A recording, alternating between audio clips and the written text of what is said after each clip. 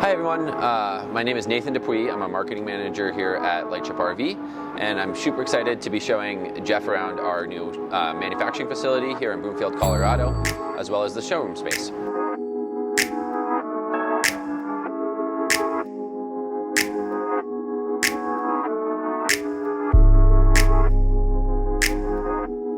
So we're actually in this showroom space right now, and right in front of us we have one of the pre-production models of the Lightship L1. Really excited to be showing you guys around the entire space and giving you a full tour of this L1 that you see in front of you. But before we dive inside, let's talk about a little bit of what we're going to be seeing today. So this is an all-electric travel trailer built for the modern age of road tripping. What do I mean when I say that? So it's got a few really cool features built into it that make it great to be towed by not only a combustion engine vehicle, but an electric vehicle as well. So the first is that it's going to have its own electric drive motor built into it. We'll show what that looks like in real life in a little bit. But the concept behind that is travel trailers traditionally put a huge load on the tow vehicle that's pulling them down the road. That load is going to cause a great decrease in your efficiency. So if you have a combustion engine vehicle, you're going to be losing your fuel economy. If you have an electric vehicle, you're going to be losing your range. Where we come in is the Lightship L1 can actually self-propel itself down the road. As it's pushing itself down the road, it's going to be taking that load off of the tow vehicle, making the whole system more efficient. So you're going to have a near zero decrease in your range if it's an electric vehicle that's towing it, or a near zero decrease in your fuel economy if it's a combustion engine vehicle that's going to be towing the L1 down the road. Another really cool thing about it is you're actually able to use it as a backup home, power generator for your house if your power were to go out. So that's pretty cool. It's got an 80 kilowatt hour battery pack built into it. That 80 kilowatt hour battery pack can be used to discharge to power all of your household appliances if your power were to ever go out. Another really cool thing about it is this is actually what it's going to look like when you're traveling down the road. So the Lightship L1, as you see it here in the showroom, it's going to be about 10 feet tall on the exterior. So as you can see, we're really tall up here. But when we're traveling down the road, this entire upper piece of the L1, which we call the canopy, is going to shrink down to about this crease right here. As it shrinks down, it's going to be just taller than I am when you're traveling down the road. Another good way to visualize it is you can kind of see that this tongue box here, it's just going to continue straight up onto the roof. That's going to make it one of the most aerodynamic travel trailers that you can find anywhere on the market, further leading to the efficiency that you'll get when you're towing this travel trailer down the road. So as we move over here, you can kind of see a rendition of what I was just talking about. Here we are in camp mode. Here we are shrinking down in between camp mode and road mode. And then here we are in road mode. So down here you can see another kind of rendition of the aerodynamics. So when we are traveling down the road, as you can see, the Lightship L1 can follow the aerodynamic profile of the tow vehicle in front of it, leading it to be about 3 times as aerodynamic as a traditional travel trailer. Gotcha.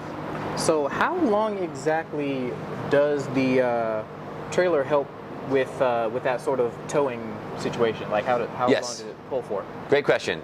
So the Lightship L1 is going to have up to 300 miles of range built into it. Typically after 300 miles of driving, I find that I need to pull over, use the restroom, get a snack, do something like that.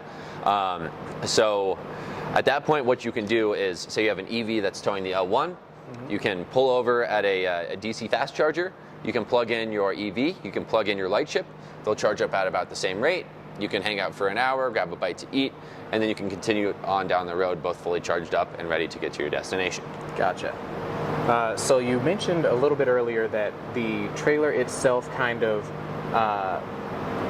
it propels itself down the road. Correct. Like, is it just offsetting the weight of the trailer, or is it like actually, what do you call it? Is it actually helping the like pushing the tow vehicle? Yeah. So what it's going to be doing is it's almost fully offsetting the weight of the trailer itself.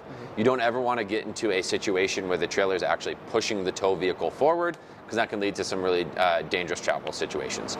So there's always going to be a little bit of like backward force on that ball where the travel trailer and the tow vehicle are hitched up together. But it's going to be doing almost all of the work of taking that load off of the tow vehicle. So it'll almost feel like you weren't towing a travel trailer behind you while you're moving down the road at highway speeds. Absolutely. All right. Yeah. Okay, moving on. So here is a picture of what it looks like from a bird's eye view. So the entire roof is covered with integrated solar panels. There's 2,000 watts of integrated solar that's going to be constantly powering everything you see inside of the L1 whenever there's any sunlight on it. There's also an option to have an additional 1,000 watts of solar via a solar awning. So you can have up to 3,000 watts of kilowatts of solar power, which is a ton. Okay. Cool. So who makes the solar panels?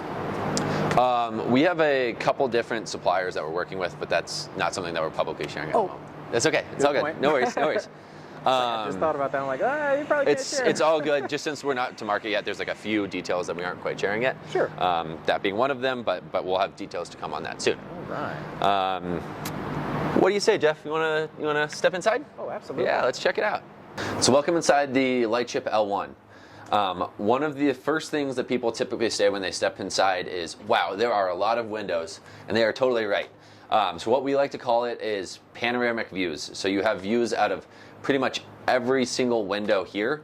That's one of my personal favorite things about the design is since we have that kind of dual road mode, camp mode that I was talking about, when you come up into camp mode, you're not hindered by like some of the traditional walls that you would find in a traditional RV, and you're allowed to have a ton of glass. So I really love it because you can go camping in these beautiful places and you still feel very connected with the nature that's right outside of those windows, even though you are inside. All right, let's dive a little more into what we're actually seeing here. So this is going to be your primary sleeping area here. This piece of metal actually extends out to about the table here. Another cushion pops up. You have your primary sleeping area here, which is about a queen-size bed. You can also have an option, not shown in this current configuration, where you can actually have a bunk bed that drops down out of the ceiling, where you can have an additional sleeping space up there. And then finally, this table also lowers down. You can put a cushion on top of it and have an additional sleeping space there. So depending on the configuration, you could sleep up to 4 to 6 people inside of here. So it's quite spacious when you want to be able to go to bed at night. Moving kind of towards the back, we have our entire storage console here over on this side. So these are all drawers that are just held in with really sturdy magnets. You can fit lots of supplies in here, and they don't go anywhere when you're traveling down the road. Back here is where your trash and recycle is going to go. And then we have more storage coming down here as well. So a lot of people will keep cutlery, plates, etc. in these drawers here. Then moving over to this side, this is where our kitchen's going to be. So you can see we have a nice spacious kitchen sink here. Then we have some U-shaped storage. The reason it's this interesting shape is so that it can actually fit around the plumbing coming out of the sink in there. It's really important to maximize every last inch of space when you're in an RV, so we try to make sure that every single square inch is accounted for. Moving on down here, we're going to have our freezer. Then we have the first of 2 refrigerators. So a lot of people will do food and drink and one or the other, but that's totally up to you on what you'd like to do. Then over here, we have a pretty sizable dishwasher. So the reason we included a dishwasher is it's actually a water savings feature. It's more water efficient to do a full load of dishes in the dishwasher than it is to do them by hand in the kitchen sink. And since power is not really a limiting factor for us here aboard the Lightship L1, we included the dishwasher because it's convenient. It will help you save water. And you can use it off of the beautiful solar energy that you're getting above our heads. Over here, we have a microwave, and then we have a double induction cooktop to kind of round off the whole kind of kitchen suite here. So I did just speak a little bit about water savings. So we should talk about like the tank sizes. So you're going to have a 50-gallon freshwater tank that you'll use for drinking, cooking, showering. Then you'll also have a 40-gallon gray water tank, which will collect the kitchen sink water and the shower water. And you'll have a 35-gallon black water tank, and that will come from the toilet in here. So if you want to come on back, I can show you the bathroom. So this is going to be the bathroom in the Lightship L1. There is a partition divider that comes down to separate the shower area where I'm standing right now. So as you can see, we have a pretty luxurious rain shower I'm about 6'1", and you can see I still have a ton of headroom to get up to the ceiling, so that's really nice. If you are a taller individual, you don't have to worry about bending over. You can still have a really comfortable shower back in here.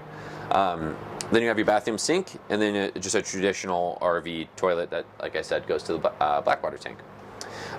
This material right here, it's really cool.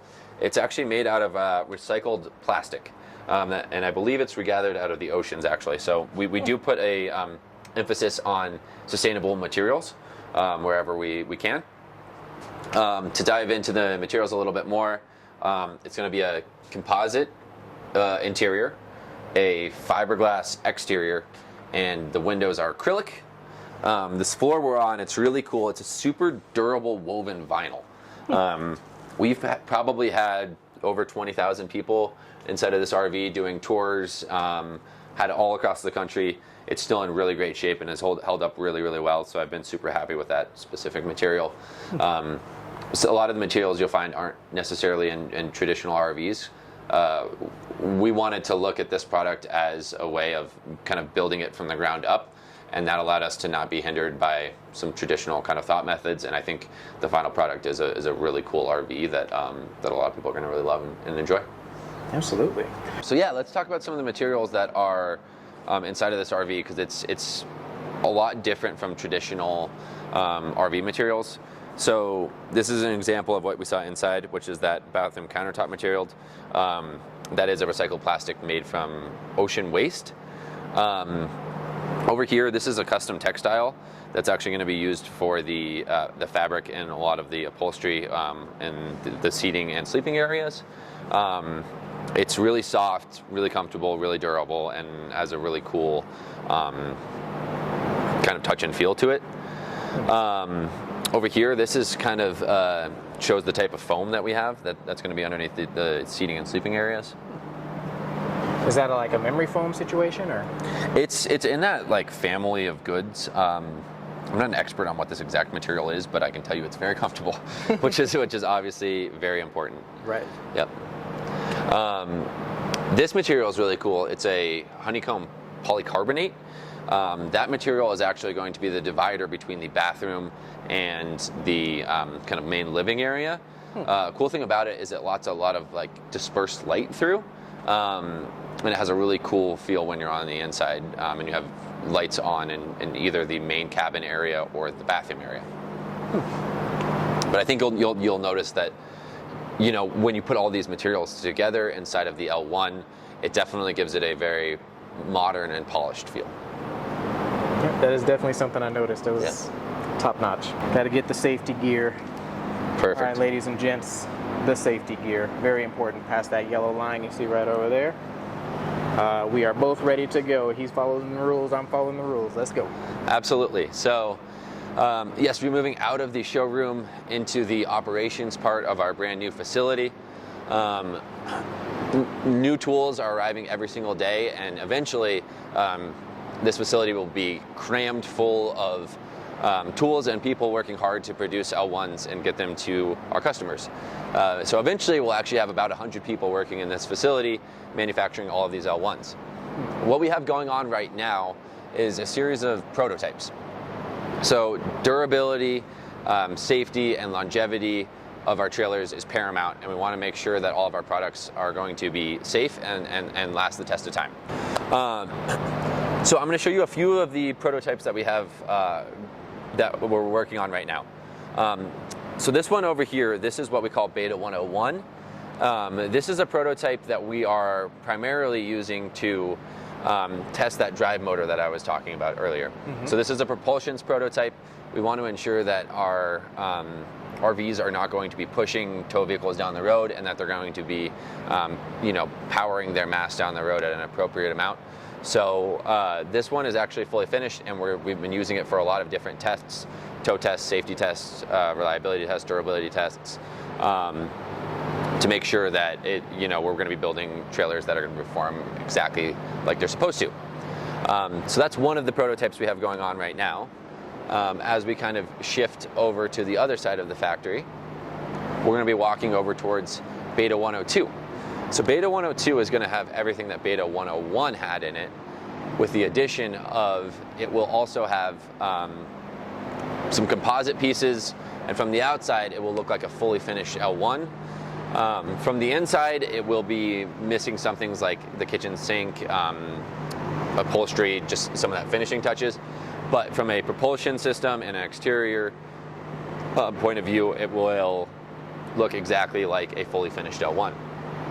Then moving over here to Beta 103, that will be a fully complete L1 that will have production intent hardware in it. All of these have production intent hardware, so it's going to be the exact same hardware that's going to be going in the L1s that we'll be delivering to customers.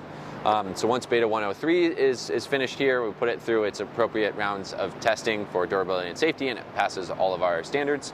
Then after that, the exciting thing is we're going to start manufacturing production vehicles that are going to be actually going into the hands of our customers.